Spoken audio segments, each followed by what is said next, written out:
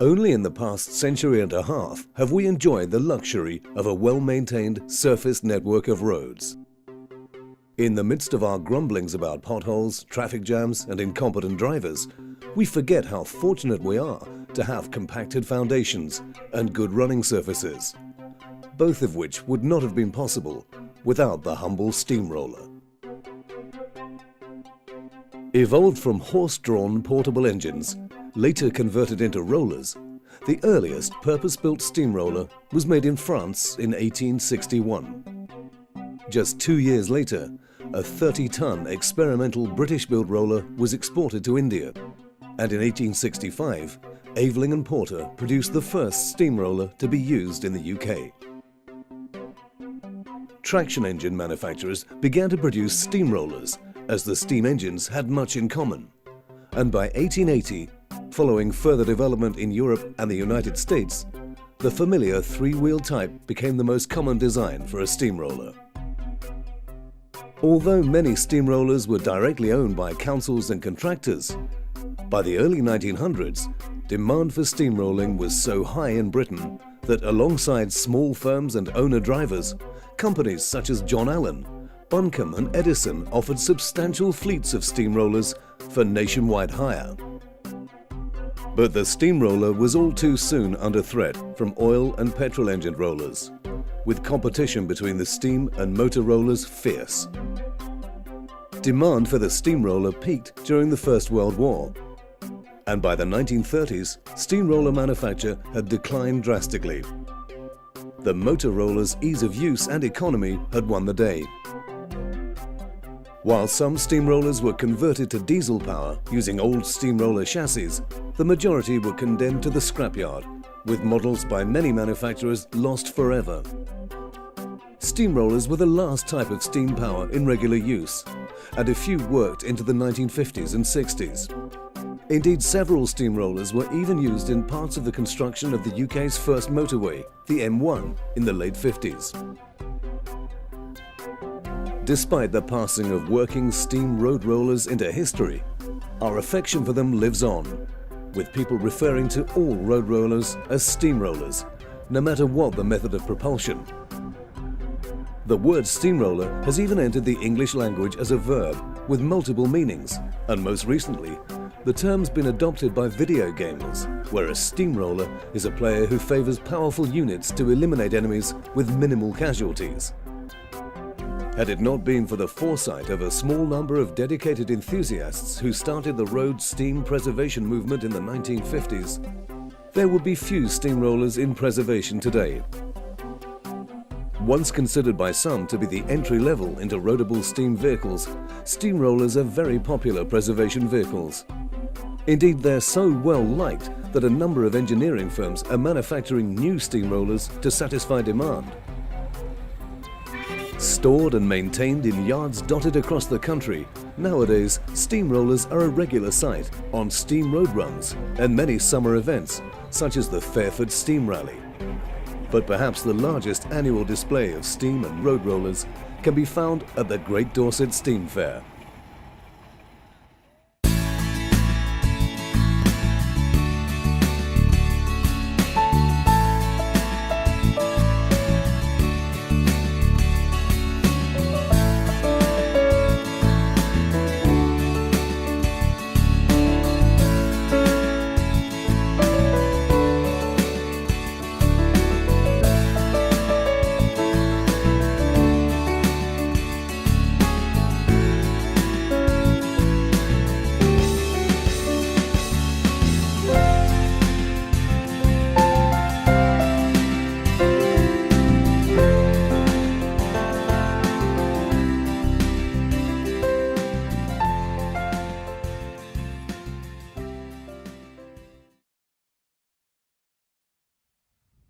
A fairly early example of an Aveling and Porter 10-ton steamroller, works number 3430, Sarah, was built in 1894.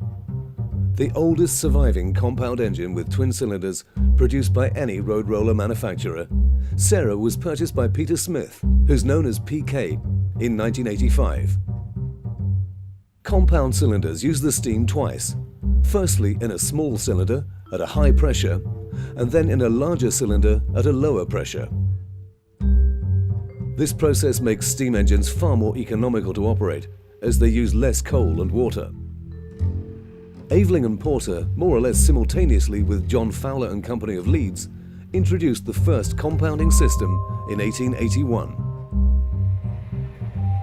Built in Rochester, Kent, just 13 years after the introduction of compound engines, number 3430 was supplied new to Stephen Kavanagh of Surrey, remaining there until sold in 1934 to W.C. French of Buckhurst Hill in Essex.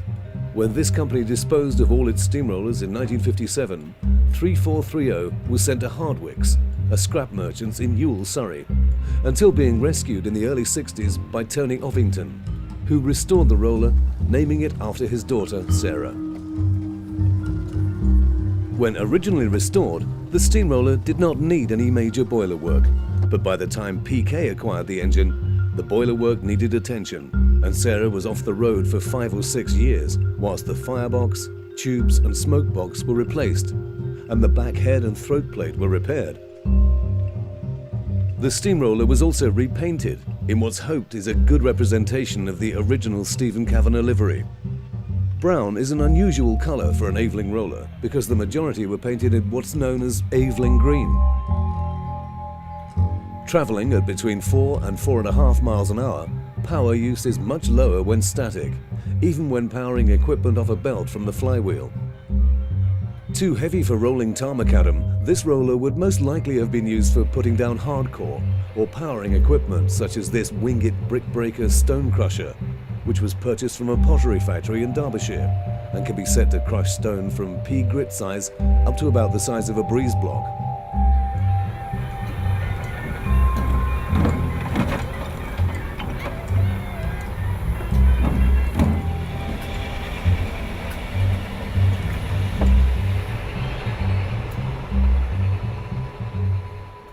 Road trains, consisting of a contractor's rollers, living vans and water carts, were once a familiar sight in the British countryside as they travelled from job to job.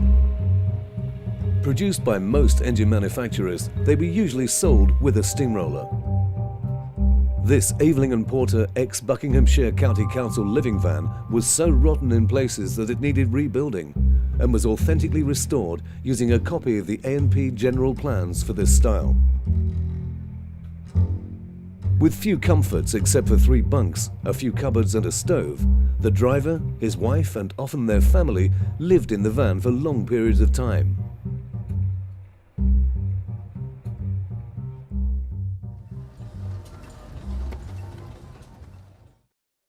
This Ruston Proctor 6-ton roller, number 38591, was built around 1909 and worked as a general roller in Guildford before being acquired by Derek Marder in 1952.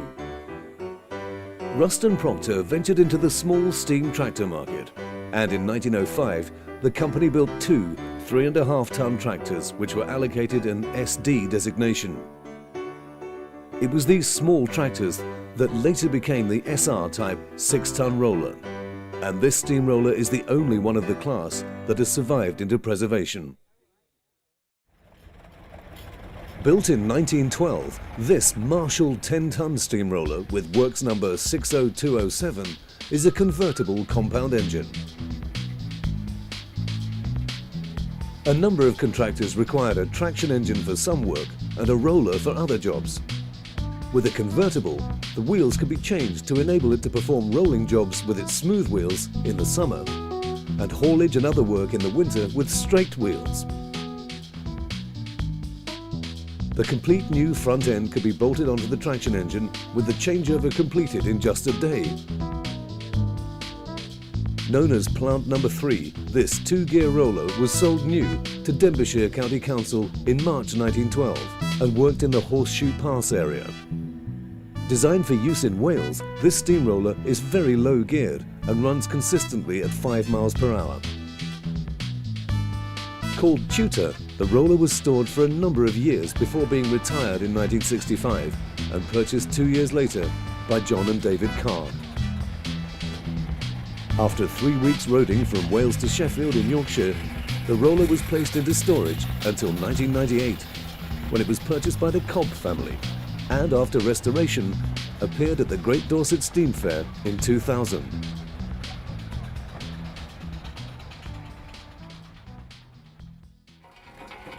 We give very little thought to the roads we drive on every day and tend to take them for granted, at least until they're closed for repairs or in some way rendered impassable.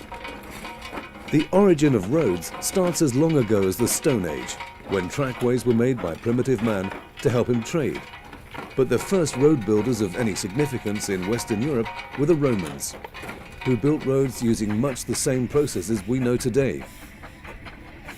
The 3 to 5 feet thick Roman roads were composed of a graded soil foundation, topped by 4 courses, a bedding of sand or mortar, rows of large flat stones, a thin layer of gravel mixed with lime, and a thin surface of flint-like lava. The Romans were such skillful engineers that the roads lasted for centuries.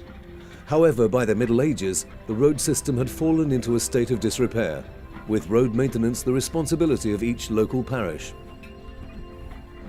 In the late 1700s, private individuals started to fund and build roads and then charge for their use, usually blocking passage by setting a long pole, called a pike, across the road.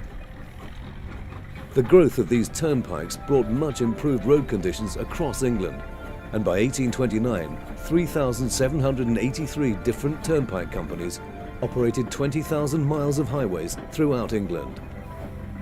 London finally became well connected to other major cities, with a journey to Edinburgh that once took almost 2 weeks, taking less than 2 days.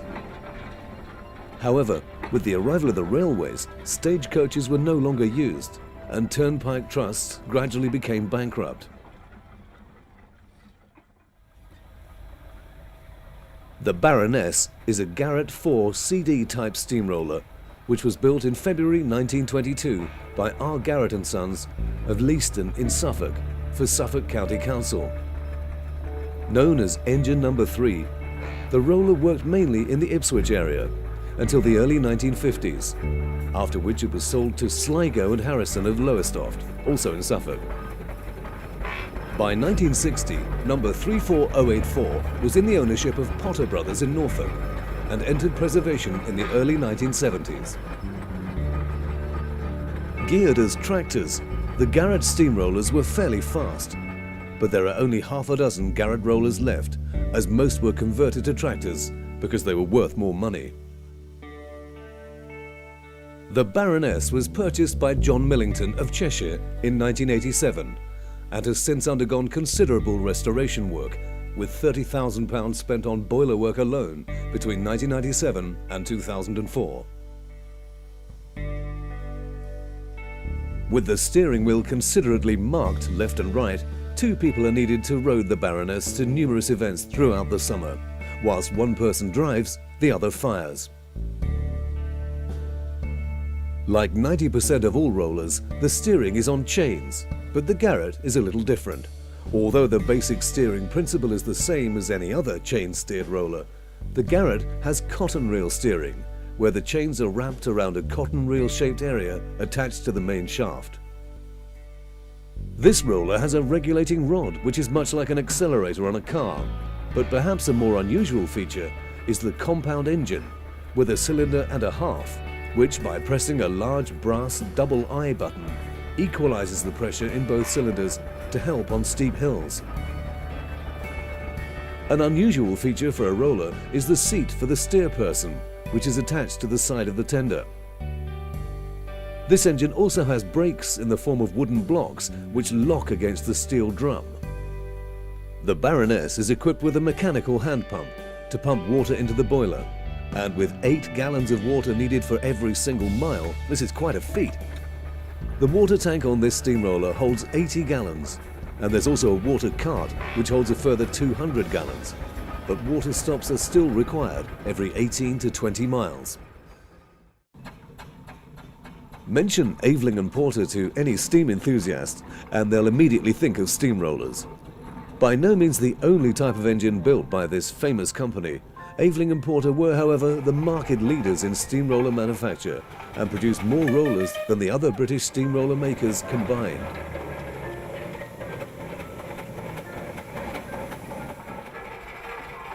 Ruth Atkinson acquired her C-type Aveling and Porter steamroller in 1986, and although her partner always wanted a steam engine, it was a move to a property with land that finally enabled them to fulfill their dream.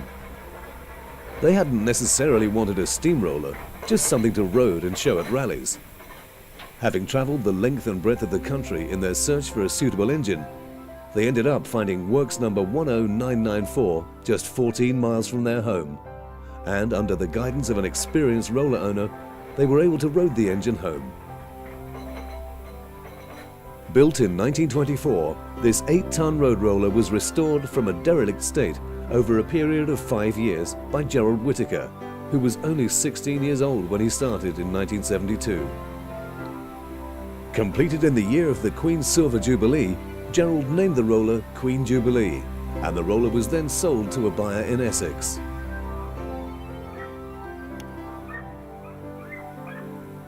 Queen Jubilee will run for about 8 miles on a full tank of water, so when travelling on roads, steam engines either carry enough water with them in a water cart or make stops at streams and ponds along their routes. Usually, standpipes and water hydrants are off limits to steam vehicle owners. Although a far more convenient method of taking water on board, engine owners are banned from using hydrants unless they've purchased permits from the relevant water company. With over 20 companies supplying water in England and Wales, the paperwork and cost of individual permits is too great for most engine owners to contemplate. On board, the water tank is located underneath the storage area for the coal and wood. The water tank is filled via the box located on the back of the tender and is drawn up via a pump. Thomas Aveling and Richard Thomas Porter became partners in 1862 and built their first steamroller in 1865. Based in Rochester, Kent, Aveling and Porter took the ancient rampant horse symbol for Kent and the historic Kentish Invicta motto, dating from the 1067 Treaty of Swanscombe, for their company logo.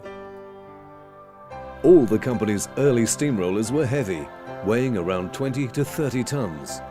But by the 1880s, smaller 8, 10 and 15-ton rollers became more commonplace.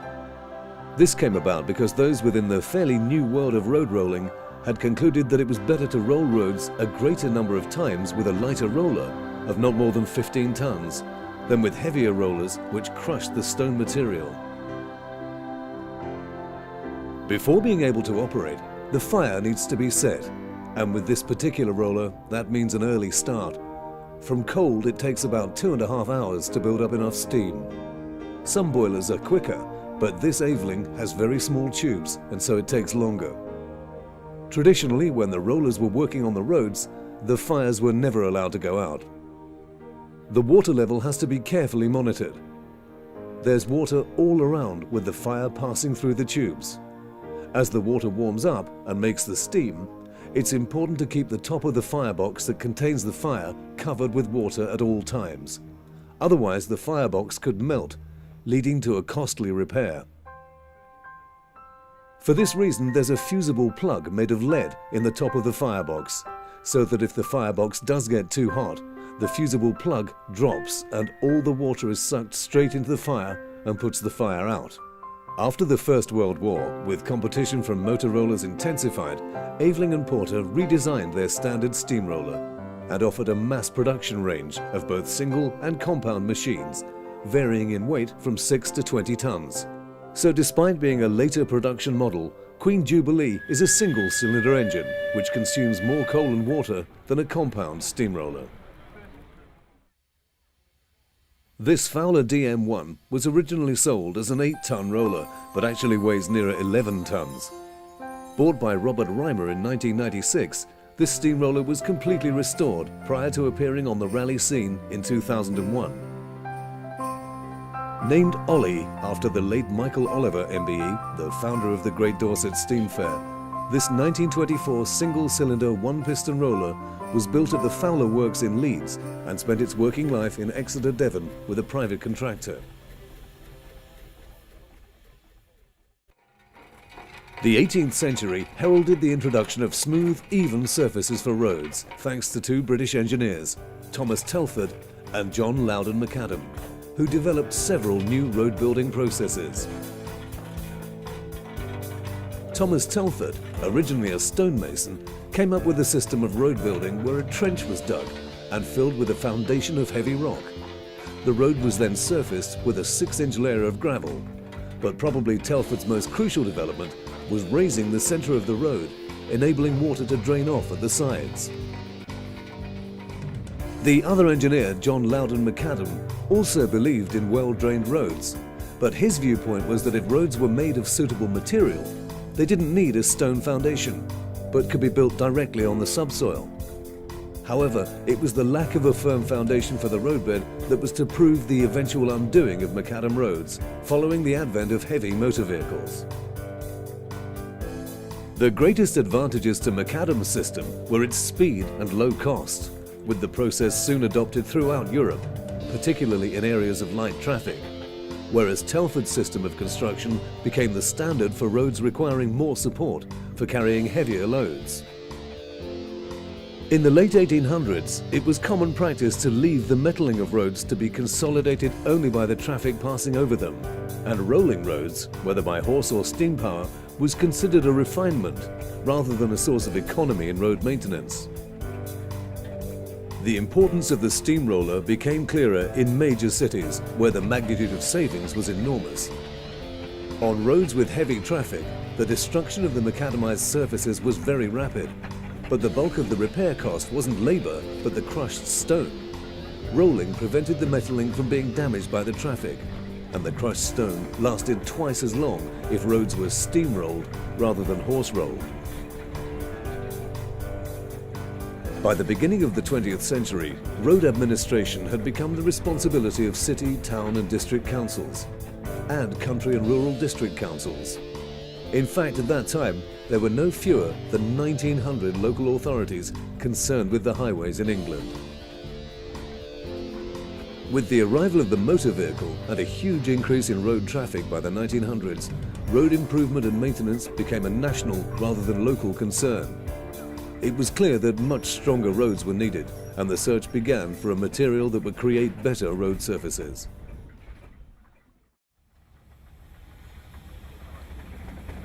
Founded in 1854, Robey and Company Limited of Lincoln made everything from portable engines to steam wagons to thrashing machines and boilers.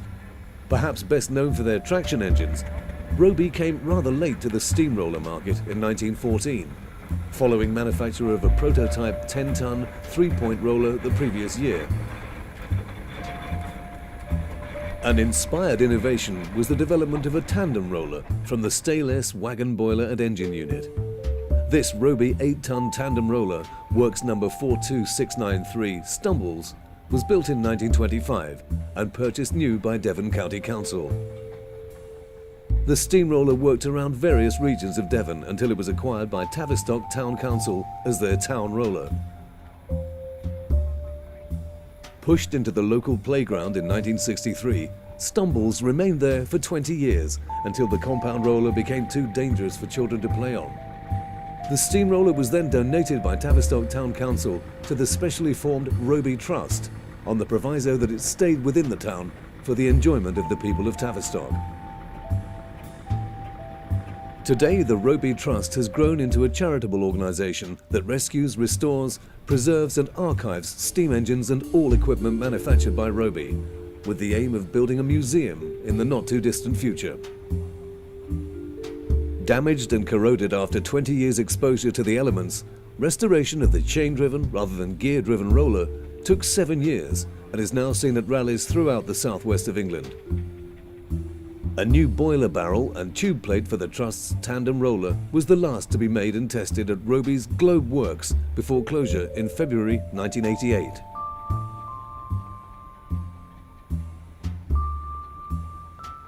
A popular roller, although not made in the same quantities as some of the other makes, sales were never as brisk as rivals, and the company quickly focused more on other areas of engineering. Today there are 7 Robey tandem steamrollers on the traction engines register, of which only 3 or 4 are in steam.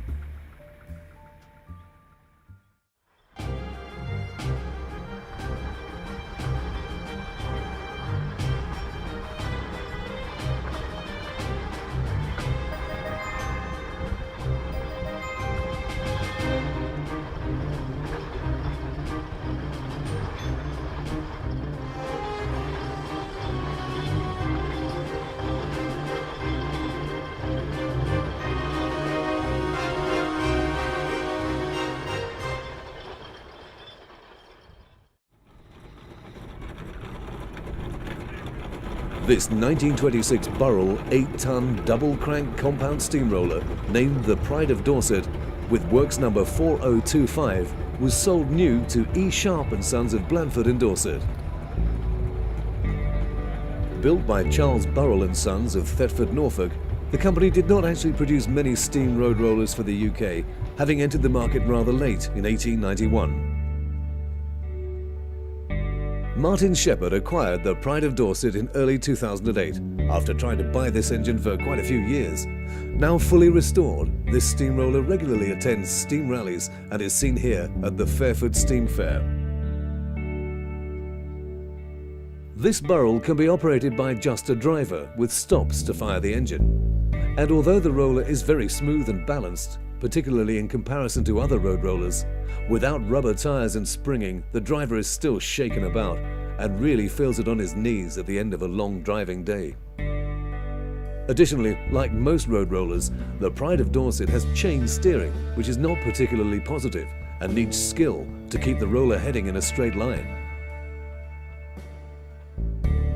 With no clutch, the driver simply puts the engine in gear, opens the throttle and drives off. But in order to change gear, the roller must stop first.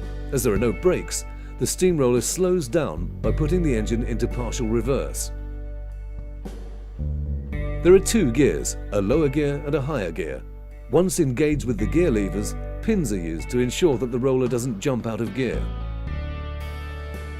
The Pride of Dorset has two speeds, fast and slow. Fast is around 5 or 6 miles an hour, and slow is 2 miles an hour. Most engines carry their original contractor's plate, which was required by law at the time of manufacture. The Pride of Dorset has retained an unusual feature into preservation.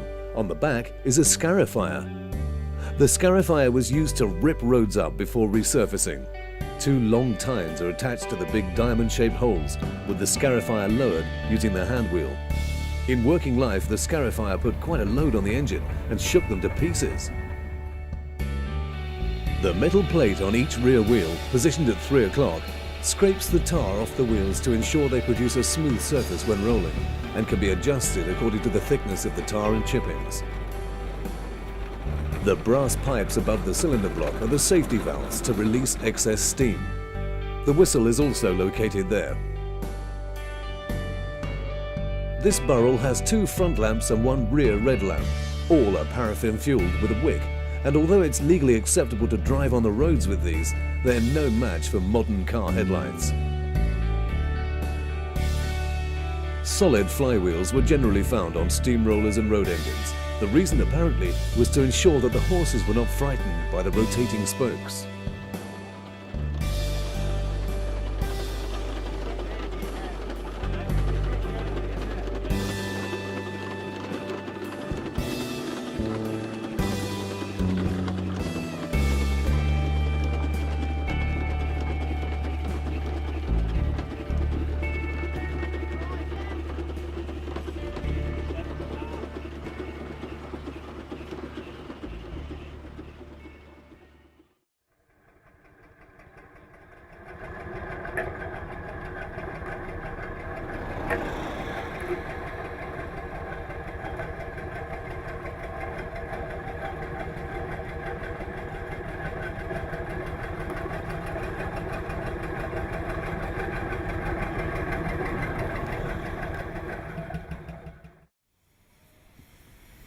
This Marshall 10-ton steam road roller named Omon was built in 1926 and issued with works number 80608. The S-Type was manufactured by Marshall between 1924 and 1930, but unusually this road roller has Marshall's own piston valve gear, with a single eccentric on the crankshaft. Sold new to Hedgie and Robertson of Dunfermline, Fife, Omon moved to Yorkshire in 1958, then purchased for a Mrs. Stansfield's 40th birthday in 1964. By the end of the 60s, the roller had been taken to pieces and was sold in parts in 1981. The next owner undertook considerable motion and cylinder work, and having painted Omon white, obtained a boiler certificate in time for his daughter's 1986 wedding. Graham Chaffer then purchased the steamroller in 2003, undertaking extensive boiler work and major maintenance to the drive gears. Oman was also returned to the original maroon colour specified on the build sheet, but mysteriously green paint was found underneath the white colour, but there was no trace of the original maroon. The belief is that at some point the roller underwent a major refit and repaint. Back on the road in May 2004, the S-Type first appeared on the rally scene without a canopy at Tinker Park Rally in Sussex the same year, and now fully restored, has been a regular at events throughout the south of England.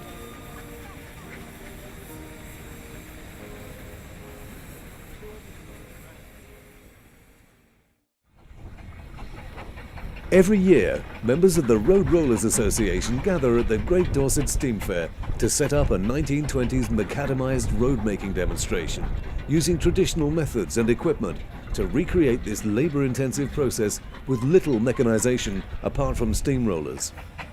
The mixture of friends and family devote a week of their holiday time to working as a team to build 100 yards of road, which in commercial days would have taken about 2 days to build. A closely compacted layer of broken 1-inch diameter stones was laid, often by hand, to form the sub-base or foundation. These stones were rolled until they locked into position and no longer moved. The next layer consisted of stone broken down to a suitable size on site, although sometimes steam tractors hauled ready crushed stones from the local railway station or quarry. In the early days, stone breaking was undertaken by old men, women and children who sat at the side of the road. Later, the powered crusher was used, initially driven by a steam portable engine and then by a traction engine which also hauled the crusher from site to site. In this demonstration, 35 tons of sub-base has been used with another 35 tons of crushed stones. The bulk of the 8-inch stones are crushed down to 2 to 3 inch pieces using the Parker stone crusher, and are then laid 1 to 2 stones deep over the road. A heavy roller, ideally somewhere between 12 and 18 tons, then rolls the stones until they knit together.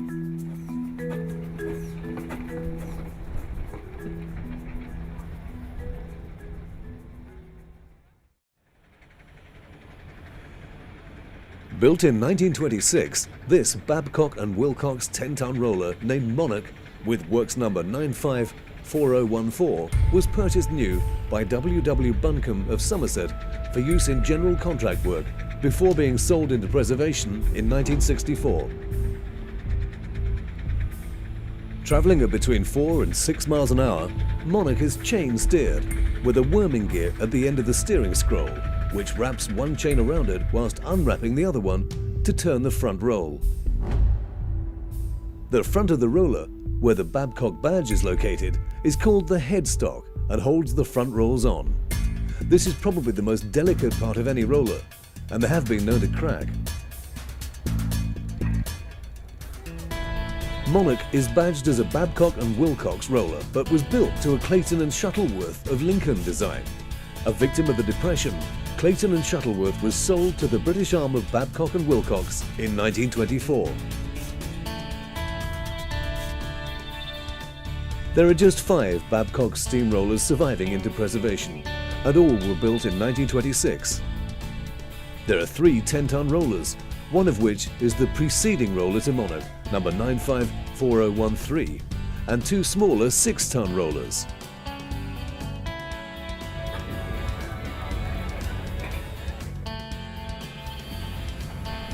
Monarch was acquired in 1987 by Michael Doherty of Eastleigh in Hampshire and has undergone extensive work, including the installation of a new firebox in 1994. This roller travels with a Baker water cart and beautifully restored 1895 Showman's Living van.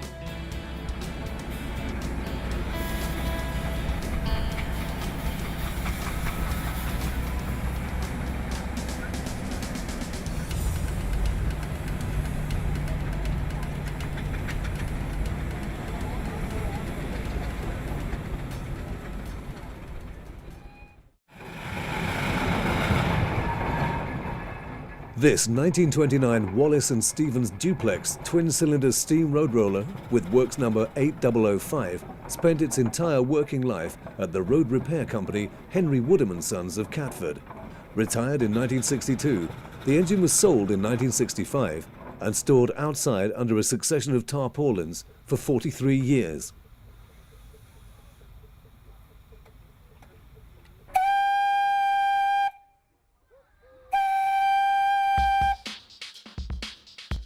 With a new owner, the roller readily steamed again in April 2008, which after years of neglect is quite a testament to the quality of the engineering. Less than a year later, the engine was purchased by the present owner, Colin Bellamy, with the aim of overhauling the roller completely. The Fairford Steam Fair in 2009 was the first rally that this roller has ever attended. Currently displayed here in a raw state, eventually the steamroller will be repainted in its original chocolate brown colour, with a black and cream lining to offer some protection against rust. Fortunately, the heart of the engine, the boiler, was in good condition and passed the 10-year hydraulic test and annual steam test. The motion shows perfectly how the advanced system operated and how quickly. Manufactured by Wallace and Stevens of Basingstoke in Hampshire, the Advance was the last generation steamroller before diesel rollers took control of the market. The Advance design combined many features which were a significant factor in keeping this steamroller a viable competitor for the internal combustion-powered rollers.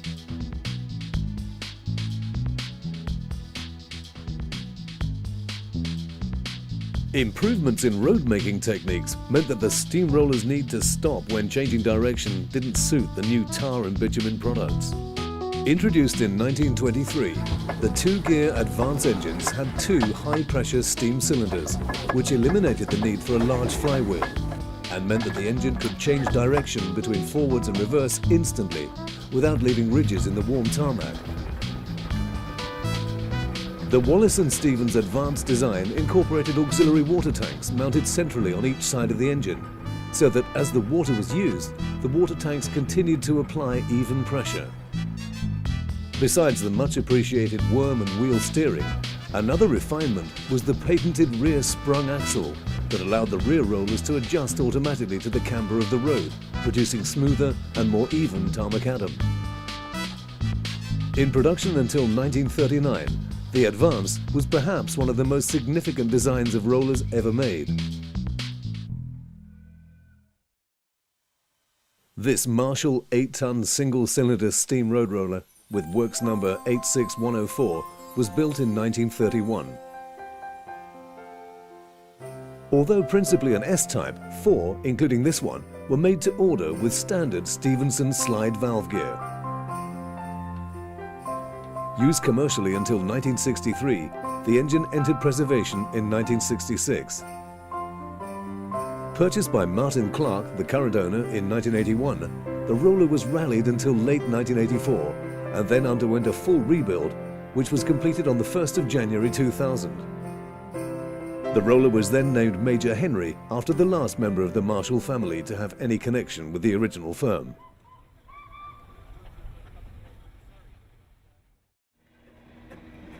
Built in 1912 by Aveling and Porter, this 10-ton roller, called Pegasus, arrived new to the Edison Steam Rolling Company on the 31st of October 1912 and worked out of their Leatherhead depot. Works number 7771 worked commercially until 1957 and was sold into preservation in 1961. Pegasus passed through several owners and in 1976 was purchased and restored by the late Bill Target. Pegasus was then purchased by Martin Howe of Powys in 1989. Roadmaking in the early part of the 20th century was a very labour-intensive process, with crews eating, drinking and living together in groups for long periods of time.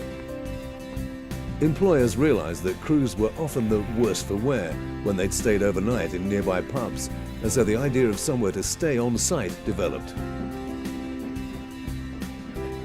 Sold by manufacturers as sleeping vans, They were introduced as overnight accommodation for crews, offering between 2 and 6 bunks in the 6'6" wide space. These sleeping vans soon turned into long-term homes for the crews, who were sometimes away for up to 6 months at a time. The base camp, or stand for the roller crew, would be a roadside location where they'd leave their living van and other equipment when they went off to work on the road. This living van was built in 1922 for Edison, once one of the largest steamroller hire companies in the UK.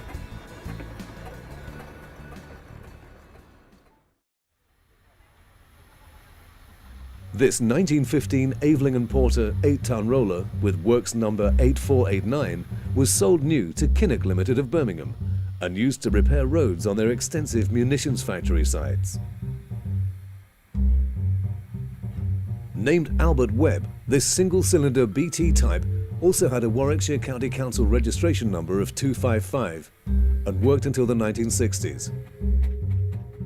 Seen here at the 2009 Great Dorset Steam Fair pulling an early tar layer, Albert Webb has been owned by Fred Cooper of Berkshire since 1986 and was last used for commercial rolling in 2004.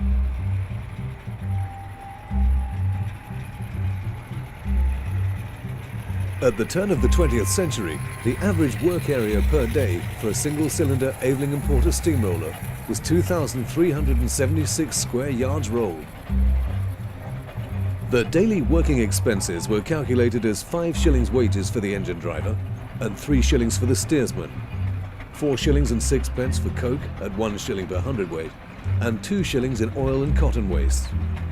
With a 10% allowance for wear and tear and 5% interest, the operational cost was 21 shillings per day, or 9.5 square yards rolled for 1 old penny. Every 12 to 24 months, steamrollers have to go through a complex boiler inspection. For Part 1, the cold inspection, the engine must be partially dismantled with the fire bars taken out, the ash pan off, and all of the mud hole doors out. Using an ultrasonic device, the inspector tests all the metal to ensure the boiler is safe.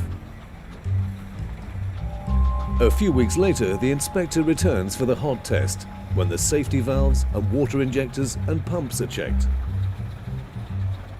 Both parts of the inspection must be passed before the annual boiler certificate can be granted and boiler insurance purchased. Steamrollers are classified as historic vehicles, so although owners do not pay, they must still have valid road tax. Also, some road rollers were never registered for use on the roads, but this depended upon whether they worked with a council and also how old they were before they were scrapped. Owners strive to preserve every detail, including ensuring that their steamrollers carry the original number plates wherever possible.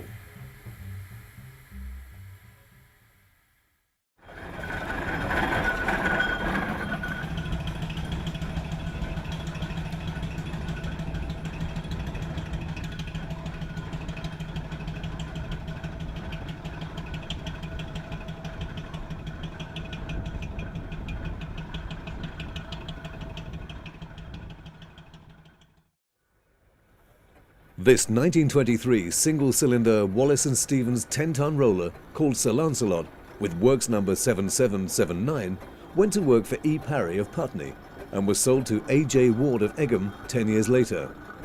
Scrapped in 1959, the engine then went into preservation and was purchased by Ian Best of Hampshire in October 1980. Wallace and Stevens was an engineering company based in Basingstoke, Hampshire. They started making agricultural machinery in the mid-1850s and tested their first traction engine in 1876.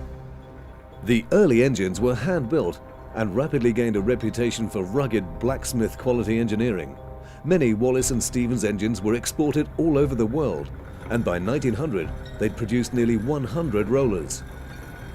Producing conventional steamrollers until 1923, despite the introduction of the advanced steamroller in the 20s, there was little that could be done to combat the rise of the internal combustion engine.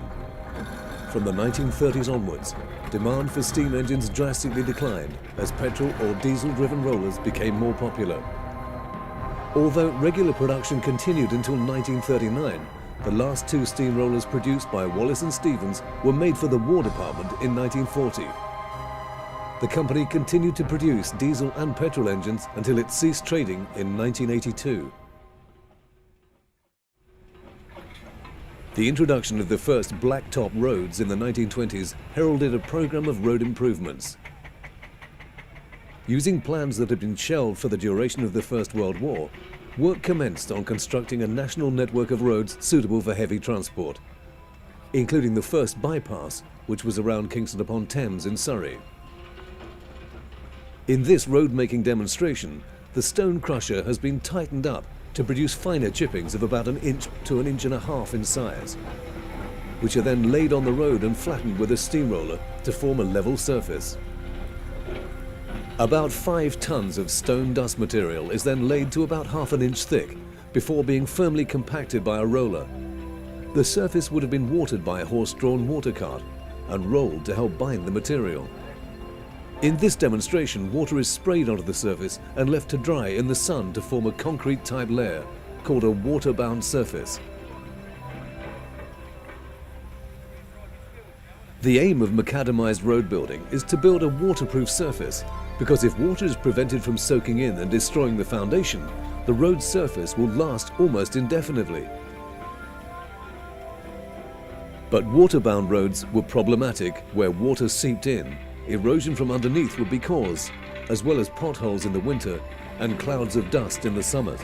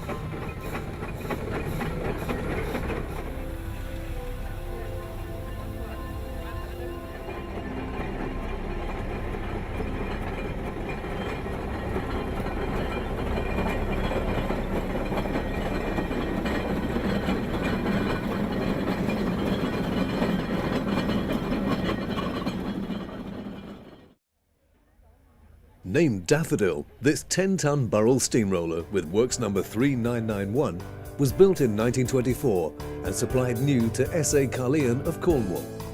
Number 4 in the fleet, the engine then became part of the Dingle & Sons fleet for many years. Sold to James and Crockerill of Amesbury in Wiltshire, one of the tasks undertaken by this engine was rolling the foundations for Boscombe Down Aerodrome. Purchased from Sussex by the current owner, Nigel Isaac of Wiltshire in 1970, the roller was sold onwards in 1984, but bought back 3 years later.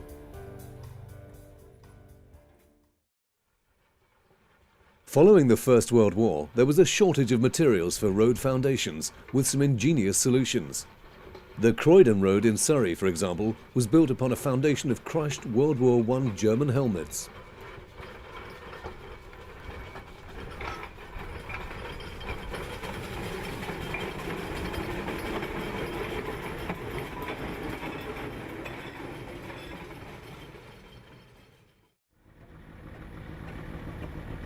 In 1901, on a road near Denby Ironworks in Derbyshire, the county surveyor of Nottingham, Edgar Purnell Hooley, noticed a barrel of tar had fallen from a dray and burst open, and someone had covered the sticky black mess with waste slag from ironworks. Noticing this new patch of road was dust-free and undamaged by traffic, Hooley set to work and by 1902 obtained a British patent for a method of mixing slag with tar, naming the material tarmac. Asphalt and tar-based surfacing materials began to be used in road construction. The tar from the early 1900s was used as a binder for the top layers of fine stone or gravel. but the tar had to be heated in a tar boiler. The tar-coated stone was usually produced in a mixer and laid by hand before being rolled. A combined steamroller and tar sprayer, which towed a gritting machine, was developed by the contractor David Wood of Leeds in conjunction with the steamroller manufacturer John Fowler and Company. Quite a few steam lorries were also converted into tar sprayers, following the demise of steam road haulage. The tar lorries were followed by another lorry carrying stone chippings, which fell through a hopper and were automatically spread evenly onto the road. After the Second World War, bitumen-coated stone, or bitumac, became more popular.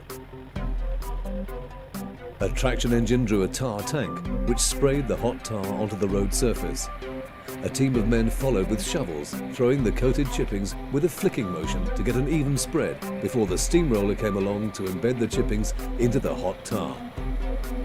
But the steamroller started to give way to the more easily operated motor rollers and other new equipment for road construction. By the 1960s, the road building process had become more mechanized, although some steamrollers continued to contribute to the road making process.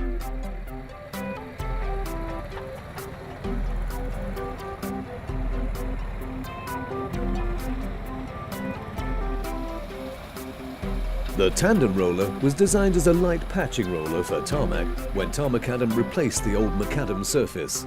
Because of the tar, a lighter roller was needed and one capable of instant reversing.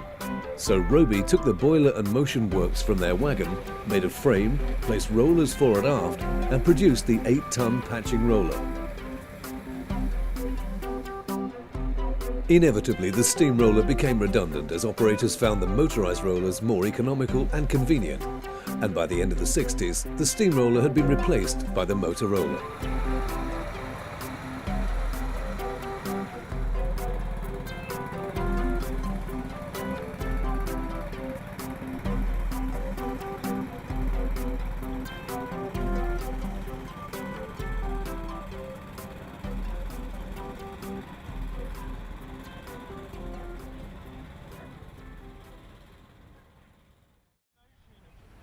For engine owners, part of the enjoyment in attending rallies stems from being able to share their wonderful rollers with the general public.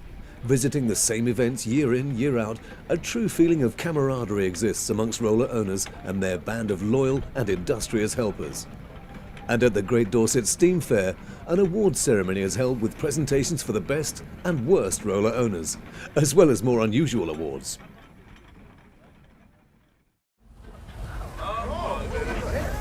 Got a new one this year.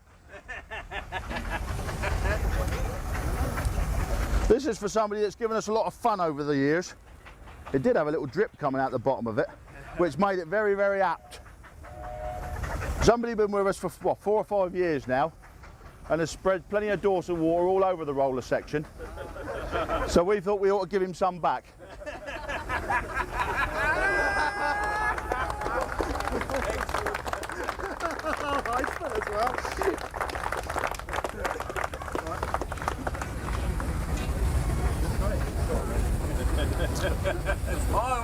Smile, Chris!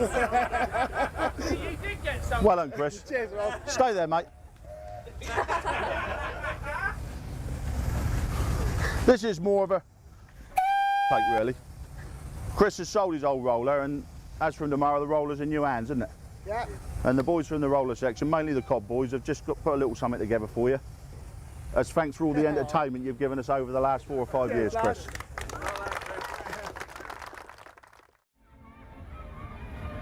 However, there is one very emotive subject amongst owners: conversions, where the front smoke box is removed and traction engine wheels are placed underneath to convert the roller into either a traction engine or, more often, a showman's engine. Only conversions carried out for commercial reasons back in the working days of steam are really accepted in the steamroller world, but conversions have been going on since the 1960s and regrettably continue even today, with the pool of preserved steamrollers diminished by over 100 so far.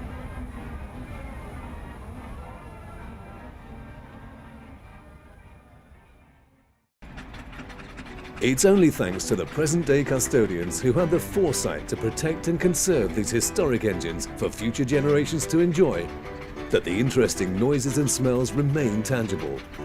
In doing so, steamroller owners have successfully prevented a wonderful part of Great Britain's industrial engineering heritage from vanishing. And for this, we owe a debt of gratitude.